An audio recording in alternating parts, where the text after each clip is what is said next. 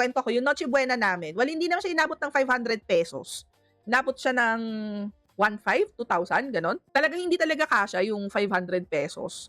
Kung sakaling magbibigay ako ng opinion about the 500 pesos. Pero, depende kasi sa family yon. And I believe naman, yung sinasabi nilang 500 pesos kasi is, siguro, pwede na. Pero hindi naman nila sinasabi kasi sa atin na sundin natin yung 500 pesos. It's just that, with 500 pesos, may mabibili ka naman talaga. Meron naman, wag naman natin i-discredit yun. Pero, yung parang ipipilit sa atin na, 500 pesos lang Noche Buena nyo. Doon tayo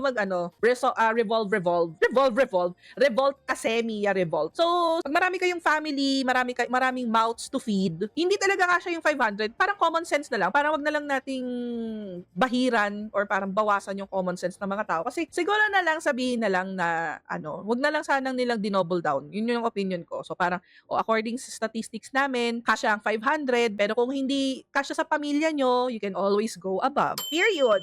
'Di ba? Kasi common sense lang naman, kung mag-isa kang tao, kasya 500. Kasya sa'yo yon. Kung sinabing 500 per person, pwede pa. Pero kung family of 4, girl, hindi yung dinner. Nagigets ko kung kunwari dinner. Kasya yung 500, pero Diyos ko, Noche Buena, common sense na lang, pinairal na mag-disclaimer na lang sana sila na parang according sa amin, ganito yung na-compute namin, pero kung hindi kasya sa pamilya nyo, you can always go above. Parang yun na lang yung minimum, parang ganun.